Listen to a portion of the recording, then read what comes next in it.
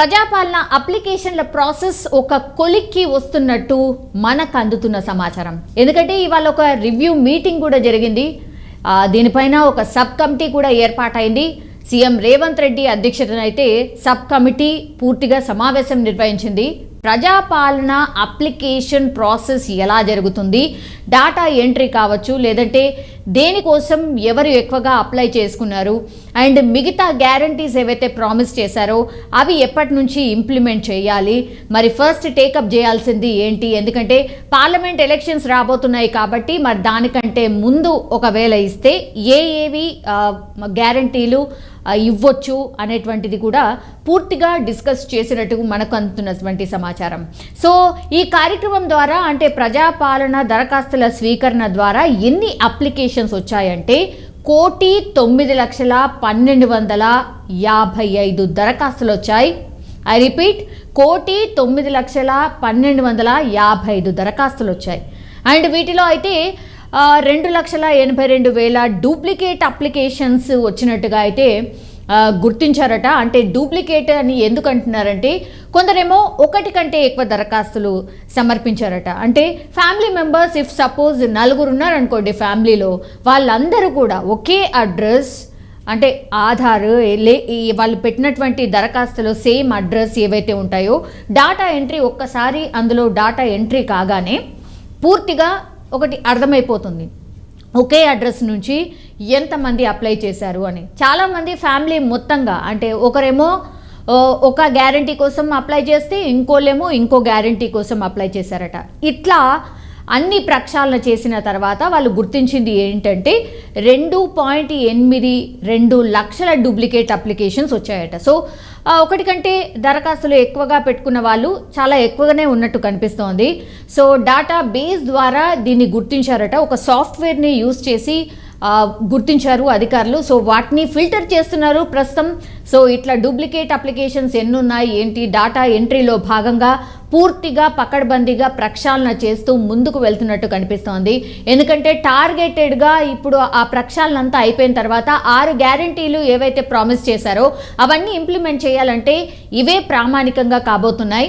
ప్రజాపాలన applications ఎవరైతే పెట్టుకున్నారో వాళ్ళందరూ కూడా ఎవరైతే అర్హులు ఉంటారో వాళ్ళందరికీ కూడా ఖచ్చితంగా ఈ గ్యారంటీలు ఏవైతే ప్రామిస్ చేశారో వాళ్ళందరికీ మేము ఇవ్వబోతున్నామని కాంగ్రెస్ పార్టీ పదే పదే చెప్తోంది. ఇప్పుడు ఉన్నటువంటి గవర్నమెంట్ పదే పదే చెప్తోంది. అందులో భాగంగానే ఎవరు కూడా నష్టపోకుండా 6 గ్యారంటీల ప్రామిస్ మేమైతే ఏదైతే చేశామో ప్రతి కుటుంబం అర్హులైన వాళ్ళకి ఎవరికైతే ఉంటుందో వాళ్ళందరికీ అందించడానికే మేము కృఢ నిశ్చయంతో ఉన్నాం అన్నటువంటి మాట చెప్తున్నారు.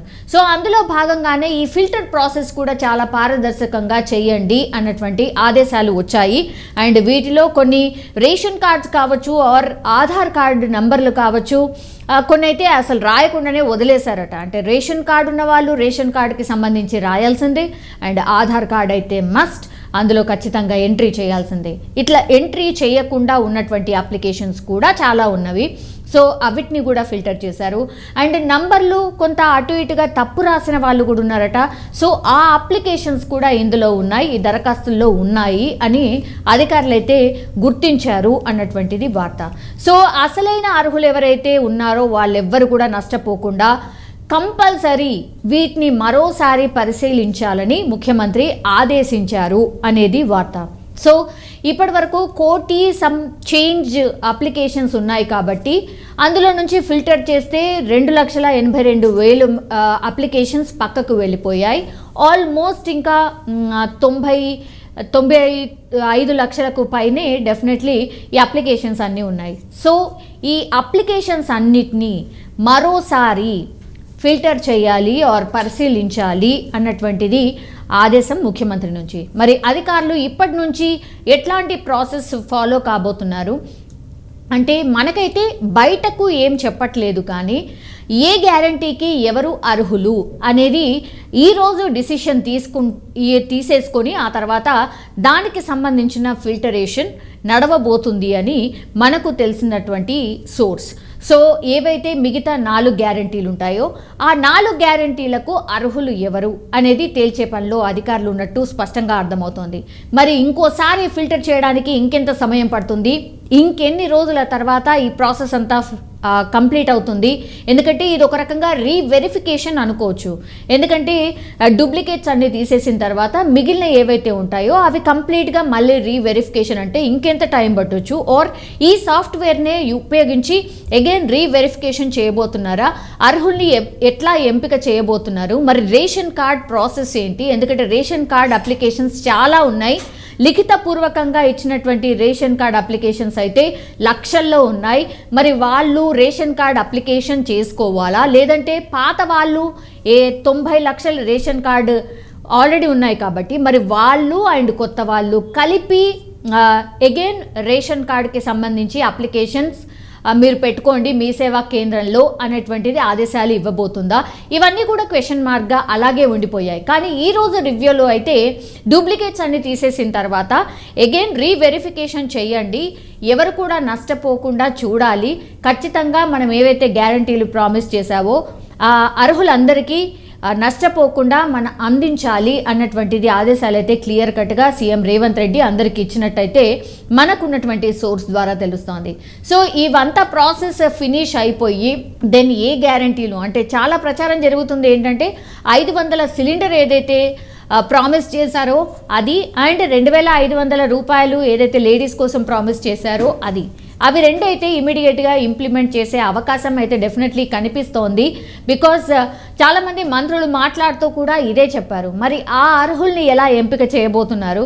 500 గ్యాస్ సిలిండర్ ఏదైతే ప్రామిస్ చేశారో మరి అందరికీ ఇవ్వబోతున్నారా అనేది కూడా ఒక ప్రచారం జరుగుతోంది.